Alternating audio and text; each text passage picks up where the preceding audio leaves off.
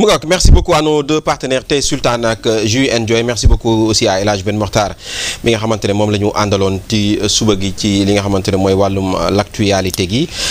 baabal nañ ci trop sax parce que quand on parle de la presse y a de quoi dire hein donc voilà dañuy dem ànd ak ki nga xamante ne mooy Oumoul Khayri Bass comme tous les mardis ci li nga xamante ne moo ñeel wàllum alam gi écoute de la nature COP 30 donc les enjeux d'une union africaine ñu war ci ànd ak Ibrahima Ka Ndoye fekk si nañu fii ci plateau bi dañuy bàyyi Oumou Khayri daal di koy dalal Oumou Khayri sa gën a ngoog. Ibrahima Ka Ndoye ni nga ko waxee Seydou Nourou moom mooy coordinateur des communications internationales ca Greenpeace Afrique bu Sénégal Ibrahima ñoo ngi leen di nuyu di la dalal jàmm ci plateau Salam. di la remercier Oumou Khayri ak ñoo fekk ci plateau bi yëpp pour l'opportunité que vous nous donnez de parler de cet événement important mais également d'un sujet très très important pour l'Afrique. Très bien taxawal ngeen benn slogan di ci xeex boobaak léegi mu di ci COP 30 bi ñu jëm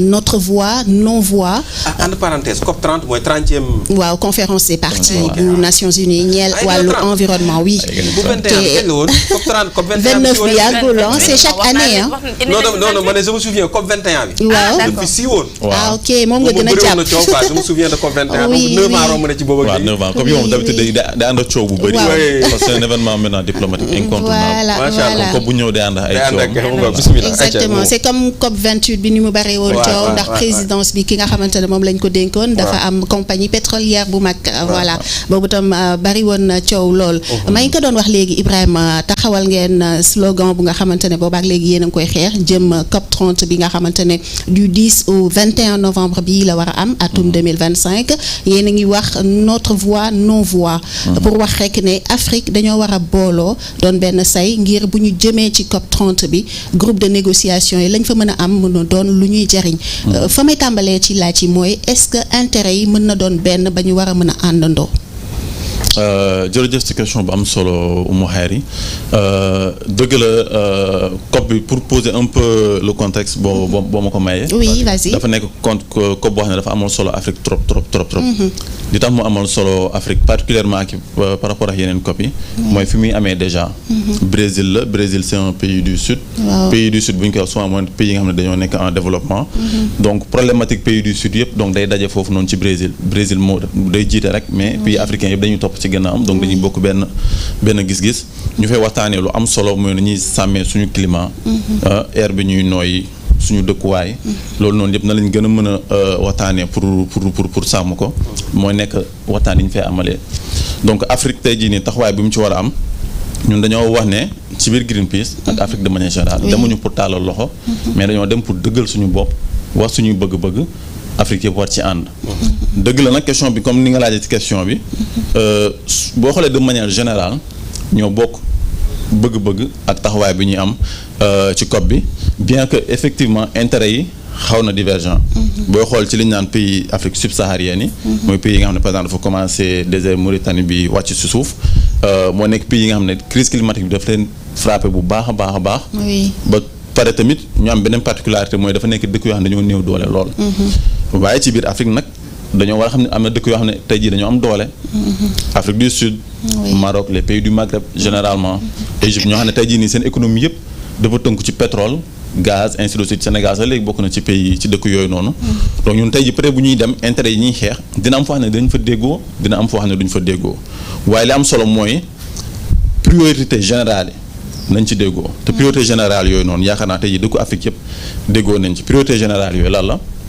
mooy pour COP bii nii particulièrement nga xam ne ci forêt Amazonie lay am donc lépp lu jëm ci wàllu àll bi dafay am solo bu baax ñu waxtaanee ko ci COP bii nii te Afrique dafa am àll bu yaatu bu ñu tuddee bassin du Congo mu nekk deuxième poumon vert du monde mën nañ ne tey jii nii boo tijjee doomu aadama ñaari poumon yi da nga si gis ñaari partie bi mën nañ ne benn partie bi tey jii nii bassin du Congo la beneen partie bi fi ngeen jëm la nekk beneen partie bi Amazonie la donc dafay am solo ñu yemale ko ñu xool nan lañ ñun Afrique loolu noonu ñu am richesse boobu noonu trésor boobu nan lañ koy sàmmee tey jii nii ci COP boobu noonu donc te loolu noonu dëkku Afrique yëpp d'accord nañ ci ne loolu dafa ñu amoon solo ndax lan tey jii nii àll boobu noonu nekk ci diggu Afrique nga xam ne 6 pays dafa nekk ci biir àll si juróom benn réew daf ci nekk tey jii nii température Afrique mën nañ ne àll boobu noonu moo koy réguler ndax carbone bi voilà ndax carbone bi muy stocké tey jii su ma nee bassin du Congo yow mi nekk Sénégal mën a sori ci yow mais àll boobu noonu li fay xew day am impact tey jii nii Sénégal maanaam bu ñu daggee garab yëpp tàngaay bi dina gën a yokk tey jii nii fii Sénégal gis ngeen tàngaay bi am ci dëkk bi fan yi nii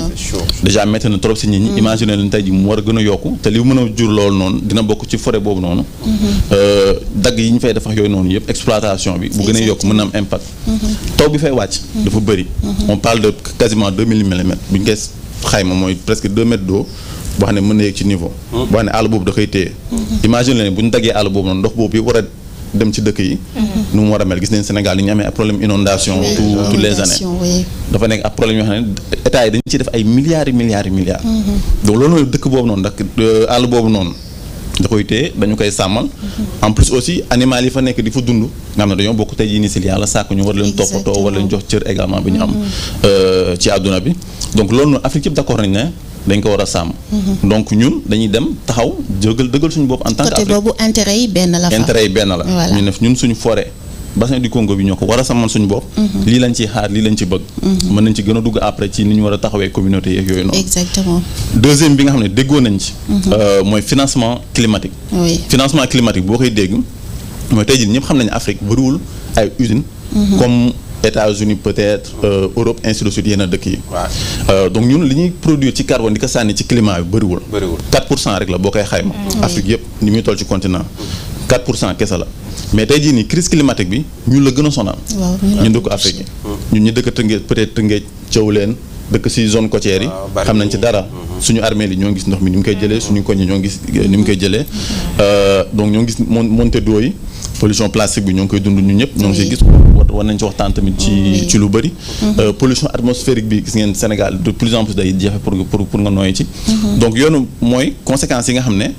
ñun créé ñu ko directement usines yi nga xam ne ñoo nekk ci bitim réew ak les grandes industrielles nga xam ne yi yëngu ci pétrole gaz transformation ñoom ñoo sànni tooxee yooyu noonu ci jaww ji tey jii mu am impact ba ci ñun Sénégal parce que bon frontière ñun ñoo ko créé mais maam yàlla xamul frontière donc loolu noonu bu dalee foofu day ñëw fii donc ñu ne daanaka bu dee comme que ñun defuñu loolu noonu tooxee yooyu ñun ñoo ko causé day jaaru yéen ñi ko créé les pays du nord les grandes industries ngeen participer ci impact yi muy def Afrique ngeen corriger ko ñu mën ko faj parce que ñun pour adaptation bi parce que ñun amuñu doole yooyu noonu parce que tey jii boo xool ñun suñu priorité Afrique li muy gën a doon mooy santé éducation sociale donc tey jii ni bu ñu crise bi dalee day obligé suñu état yi ñu jël par exemple milliards yu ñu waroon def ci benn hôpital jël ko pour mën a régler par exemple benn problème montée d'eau bu am Matam wala feneen ak feneen ak feneen.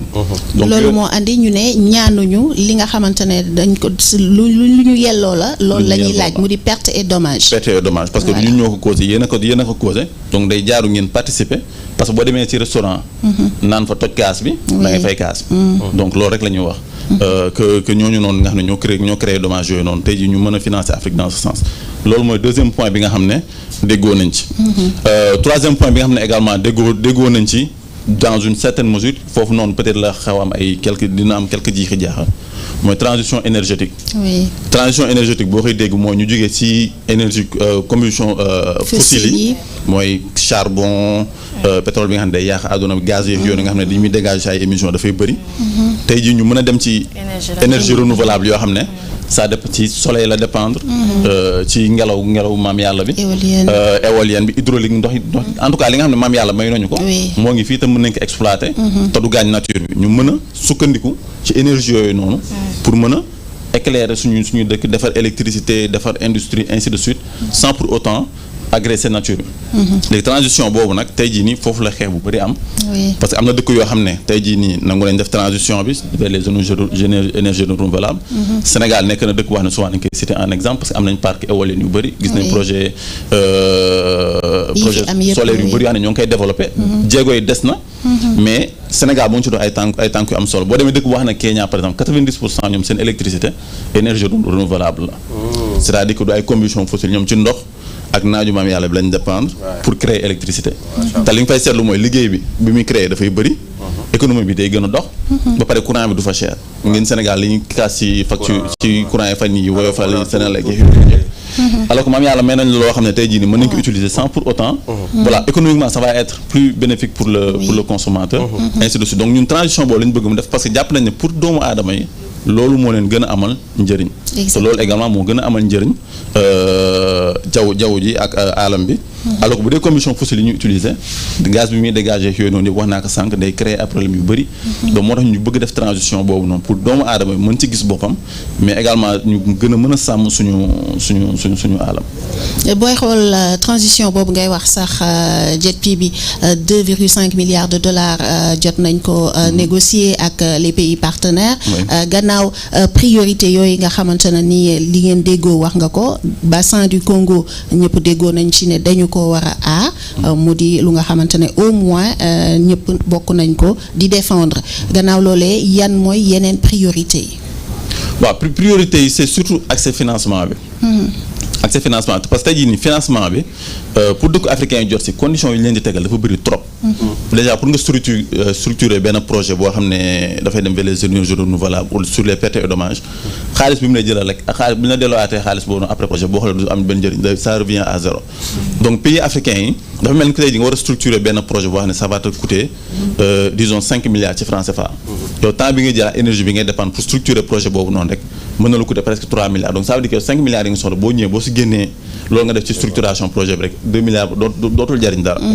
mu nekk également processus boo xam ne dafa gudd metti diis ci gouvernement yi beaucoup de papier beaucoup de bureaucratie yoo xam ne du leen ko jaral. alors que yeneen source de financement yi c'est moins rigide donc mën nañ ci accéder directement sauf que c'était pas des projets structurants autour des énergies renouvelables moo tax ñu bëgg yombalal ñuy wax dëkk yooyu noonu nekk ci dans les pays occidentaux yombalal accès à ces financements et également les organisations internationales yu ci mel ni ONU ainsi de suite ak ñëpp ñuy liggéey ci wàllu environnement ñu yombalal ak ci financement yooyu noonu les pays du sud pour que ñu mën a adresser nos problèmes à nous donc boobu noonu dafa nekk problème dinañ ci xeex bu baax buñ demee foofu noonu bokk na ci priorité yi nga xam dina nekk yi gën a yitteel Afrique bés bu ñu demee ci kaw. très bien ma bàyyi Mariam ak Seydou bu dee am ngeen question. man damay rebondir ci côté financement bi parce que gis nañu à chaque fois bu ñu demee ci COP xëy na coow lay doon ñoom xam nañ déjà pollution bi dafay créer ay dégâts surtout ñun fii au niveau de l'Afrique aujourd'hui financement bi lan ngeen ci tënk lu ñuy financer nu mu toll ak également naka la ñu ko war a financer également est-ce que yooyu également jot ngeen ci def ay pistes de réflexion pour que également bu ngeen demee ngeen mën a poser le problème parce que à chaque COP financement yi dañuy wax ne lii la ñuy génnee mais pour ñu débourser ko également c'est tout un problème. waaw loolu nag lañu mooy nekk xeex bi ñu war a xeex dëgg ci COP bii nii parce que COP yi jàll yëpp comme ni nga ko waxee effectivement promesses yi daf ci bëri trop des enveloppes de 5 milliards 400 millions de dollars ainsi de suite donc COP boo gis day ñëw ak ay promesses d'enveloppe mais bu ñu delluwaatee ci beneen COP bi bu ñu xoolee résultats yi dañuy gis ne xaalis boobu kenn joto ci. tout à fait. donc loolu noonu tey jii nii mooy li ma explique sànq li parce que amul benn contrainte. amul benn contrainte donc ay engagement politique la dafa mel ni élection présidentielle bu jotee. politicien bu ko neex bu demee taxaw Matam wala Ziguinchor ne dinaa fi def 1000 milliards. mais ça n'engage en rien. bu toogee tey jii bu war a génne xaalis bi beneen problème lay doon. donc ay engagement politique yu ñuy jël la dans un cadre politique. parce que COP bi également dafa nekk événement war dafa bëri politique ak lobbying et trafic d'influence donc dëkk yu bëri day waral ñu ñëw taxaw foofu jël ay engagement envers les pays africains après peut-être pour des échanges de trucs bëgg pays africains peut-être jàppale leen ci yeneen mbir mais après du ñu gis xaalis boobu noonu mais surtout également ñi war a gis xaalis boobu noonu également muy ñoo xam ne dañ leen di fàtte très souvent muy population autochtone yi ak communauté locale yi. oui. pourquoi ñu war a taxaw si ñooñu noonu mooy comme par exemple tey jii boo jëlee Sénégal communauté locale yi mooy ñu nekk ci géej gi bu ñu waxee ci ni ñuy sàmmee géej gi par exemple. nappkat yi mool yi. ñoom tey jii ñoo am xam-xam ak expérience pour mën a xam liy sàmm géej ci li mën a sàmm géej gi donc mën nañu indi seen expérience. alors loolu li ñuy gis mooy bu financement yi souvent bu ñëwee xaalis bi day dem ci ay bureau des organisations des institutions ñoom ñuy defar seen projet yoo xam ne souvent bu ñu koy tënk duñ ci boole population bi ñi nga xam ne ñoom xam nañ lan mooy géej par exemple am nañ expérience bi nga xam ne ñoom ñoo war a jot financement yi parce que am nañ solution yi ñoom duñ leen ci boole la même chose la ñuy gis ci forêt bassin Congo bi les communautés autochtones qui sont là-bas nga xam ne pendant des siècles ñu ngi fay dund di sàmm àll bi seen bopp te xaaruñu ci kenn tey jii nii ay financement ñëw pour ñu ne dañuy indi ay financement pour gën a sàmm àll bi nekk fii nii mais financement yooyu bu ñëw ñoom duñ ko gis alors que ñoom ñoo fa dëkk ñoom ñoo xam problème yi ñoom ñoo yor solution yi parce que ñoom ñoo miin àll bi. mais financement yi du mës a yegg si ñoom. donc problème yooyu noonu mooy problème yi financement bi di indi effectivement comme vous l'avez dit ça c'est confirmé c'est avéré dëkku africain yi bu ñu nee financement 2,5 milliards ainsi de suite peut-être c'est des quelques centaines de millions lañ ci jot et yàlla xam na liñ ciy daj balaa ñu jot ci xaalis boobu. moo tax ci COP 29 bi dañ doon wax ne déception am na ci wàllu financement boobee. waaw c'était une très très très grande déception COP 29 bi. je pense que suivre ngeen actualité COP bi donc problème boobu noonu dafa nekk un problème central boo xam ne ba ñu fa génnee amuñu ci benn consensus. donc disons que dañoo ñëwoon pour meubler rek. COP 29 bi def benn tapage médiatique. tànqal àdduna bi pour delluwaat.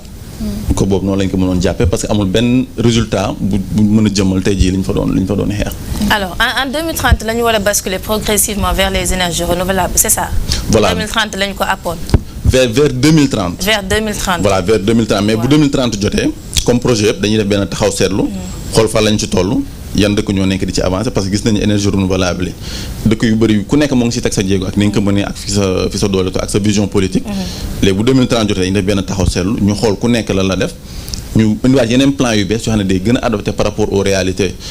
du moment parce que gis ngeen àdduna bi ni muy changé dafa gaaw trop politiciens yu bees bu ñu ñëwee crise climatique bi bu ñëwee dal crise économique yi donc transition boobu xaalis bu bëri lay laaj. voilà mais tey jii nii bu ñu amee benn crise au Congo. am beneen en Ukraine et cetera et tout ça xaalis boobu noonu dañ koy royantuwaat ci yeneen priorité. donc 2030 bu jot dañuy def benn taxaw seetlu ñun Afrique autour de l'Union africaine également ñu xool yan projet moo antu. ak nan lañ ko mën a jëmmalee ci yeneen dëkk pour am des champions des énergies renouvelables. parce que yooyu aussi pour ñuy bàyyi progressivement également les énergies fossiles. maintenant dëkk yi nga xam ne ñu ngi koy soog a am comme ñun Sénégal pétrole ak gaz bi. est-ce que aujourd'hui aussi da ngeen bëgg a dem ak benn doléance pour dire que ñun par exemple nañ ñu may benn app boo xam ni comme ñu ngi koy soog a découvrir ñu mën cee liggéey mën ci am un peu de développement est-ce que loolu aussi bokk na ci loo xam ne boole ngeen ko seen doléance. waaw loolu moom dafa bokk ci doléance ñun parce que Greenpeace Afrique c'est Greenpeace pour l'Afrique pour les Africains. et avec les Africains donc loolu lañ koy préciser fu ñu mënti toog donc ñu gis ne dëkk yu bëri Afrique Sénégal bokk na ci récemment dañoo nekk ay pays producteurs de pétrole de gaz ainsi de suite ñu gis yenn lobby yoo xam ne dañuy taxaw ne non waroo leen produit pétrole parce que dañuy bokk ci pollution bi ñun ñu ne la yéen seen dëkk ba ngeen soxlawee gaz ak pétrole da ngeen ko développé yàq alam bi ba tey ji mu am impact si ñun dinañ jël suñu responsabilité utiliser suñu ressources ni mu waree mais on va quand même s'assurer contrairement à vous que duñu am benn impact négatif wala tamit bu am impact dañ ko jéem a maîtriser au maximum ba tey jii ñu duñu yàq suñu environnement ba tey jii doomu aadama place yi mu war am ci projet boobu noonu tey jii bu ñu demee Saint-Louis déplacer nappkat yi parce que zone bi ñuy utiliser pour plateforme pétrolière bi ay nappkat dañ fa doon dem zone bu bëri jën la ñun dinañ góorgóorlu ba nappkat yooyu noonu ñun organisation société civile yi ak campagne yi fex ba mool yooyu noonu ñu mën a am place yoo xam ne dañ fa dem di napp di continuer seen activité économique maintenir seen dignité donc ñun si côté énergie yooyu li ñuy gën a xeex mooy doomu aadama maintenir dignité am ñu bañ a yàq alam bi qu'on ne répète pas les erreurs que les pays occidentaux ont fait avec leurs ressources mais qu'on l'utilise de manière plus juste et plus durable. loolu moo waral juste bi sax ci JETP bi buñ dee xool. exactement. alors moi vous savez ma réflexion par rapport à ces COP parce que comme je t'ai dit c'est un moment quand même ma ko doon suivre mais pour man comme tu l'as dit tout à l'heure ces plus grands pays pollueurs du monde. est-ce qu'ils respectent même ces petits pays yi nga xamante ne ñoom la affaire bi di impacté mooy ñun l'Afrique. c'est-à-dire je sais pas dama xamul si j'ai bonne mémoire je sais que même Trump. ci première présidence am. il avait toujours fustigé le financement la part des États-Unis li ñu leen di laaj. alors qu'il est revenu encore est-ce qu'il ne va pas encore revenir à la charge pour dire que voilà on n'est pas là pour c'est vrai que ñoom ñooy les plus grands pollueurs et tout ça d'ailleurs ñoo ko Russie sax je pense que su ma jumul ak Chine mais au moins Russie moom dañuy reconnaître ses responsabilités par rapport ak mais ñoom ñooy gën a reconnaître ses responsabilités par rapport ak Chine ak États-Unis est-ce que tey Trump qui revient à la charge encore est-ce que du gën a compliquer l'affaire yi bon Trump je pense ñëpp gis nañ dernière assemblée générale Nations Unies bi kàddu yu mu fa am nee na crise climatique bi arnaque la gis na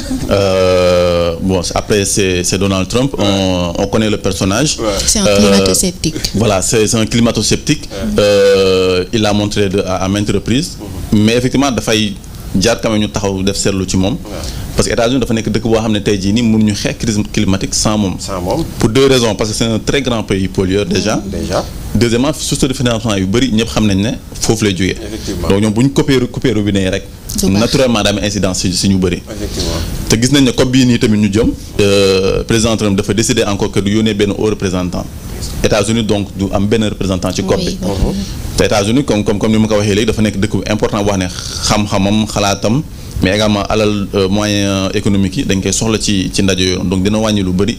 ci doole moo waral ñun en tout cas encore une fois ñu oote dëkk africain yi. ñu dëggal seen bopp. ñu bañ a xaar solution wala ndimbal ci kenn ñu jéem a xool ñun suñu biir. na lañ mën a jàppalante suñu biir di defaral suñu biir ba duñu dépendre ci yeneen réew. loolu moo tax mu am solo parce que sinon. gis nañu montée extrême droite bi ci dans tous les pays du monde. donc nit ñu mel ni Donald Trump léegi dañ leen di gis de plus en plus en Europe. en Asie ainsi de suite donc c'est de plus en plus on a des climato-sceptiques. ñun Afrique ñoo ngi subir kii on est conscient des impacts des réalités. on a des dirigeants également qui en sont conscients gis nañu président Diomaye souvent plaidoyer yi mu ciy def. quand il est sur la scène internationale. donc day waral ñun ñu taxaw. en tant qu'Afrique ñu xool ñun nan la ñuy mën a créer suñu propre financement suñu propre projet indépendamment de l'aide extérieure voilà même si tey jii ni àdduna bi kenn mënul tëju sa bopp di defaral lépp mais nañ fexe ba lu bëri ñun ñu mën ko maîtriser bañ a dépendre ci mais même mieux c'est ma prochaine question peut-être si foofu la ñu ñëwee sax l'Afrique mais bon Afrique dans un cadre global mais ñun Sénégal est-ce qu'on est conscient de l'impact souvent de ce qu'on fait surtout ce qu'on fait ci wàllum coupure de bois naturellement dernièrement on a parlé de reboisement et tout ça mais gis nañ ne àll bi mu ngi yàqu voilà il y a beaucoup de facteurs qui sont là yoo xamante ne day gën a yàq alam bi est-ce que tey ñun yan jéego la ñu war a def tamit à l'intérieur de nous-mêmes d'abord pour quand même ñu jël les devants au moins ñu xam ne au moins impact bi di jóge extérieur moom mënuñu ci dara mais au moins bu intérieur bi yan taxawaay lañ ci war a mën a taxaw bon peut-être Oumou Khayri bu ma ko mayee ma ñëw ci li waraloon justement suñu convention événement bi ñu amoon semaine dernière dafay tontu un peu ci question bi nga posé nii c'est-à-dire que dañoo def benn taxaw seetlu ne Afrique bu ñu waxee alam suñu dëkkuwaay nit ñi dañ koy problème bi day abstrait trop si ñoom duñu comprendre alors que ñun ñoo ngi gis boo génnee fii nii li ngeen njëkk a daje mooy mbuus ndox bu ñu sànni ci mbedd mi ñoo ngi gis tey jii nii pollution air bi oto yi bu ñu rombee saxaar bi ñuy dégager ñoo ngi koy gis yenn industrie yi également donc effectivement on n'a pas encore cette culture environnementale pour 2 raisons parce que comme je vous ai dit ça mais pour la deuxième raison c'est qu'aujourd'hui Afrique dafa am yeneen priorité yoo xam ne peut-être day jël plus le dessus ci problème environnemental yi muy problème de santé yi problème social yi mais également les problèmes économiques en plus boo ci doolee politique bi mu ñëw tegu si day xaw a nëbb tuuti problème yooyu noonu donc ñun après ci lañ def taxaw seetlu boobu noonu ñooy léegi ni ñuy def mooy nañ liggéey ak journalistes yi médias yi convention des jeunes reporters ci moom la ñuy tàmbalee mais dañ fas yéene nañ koy yaatal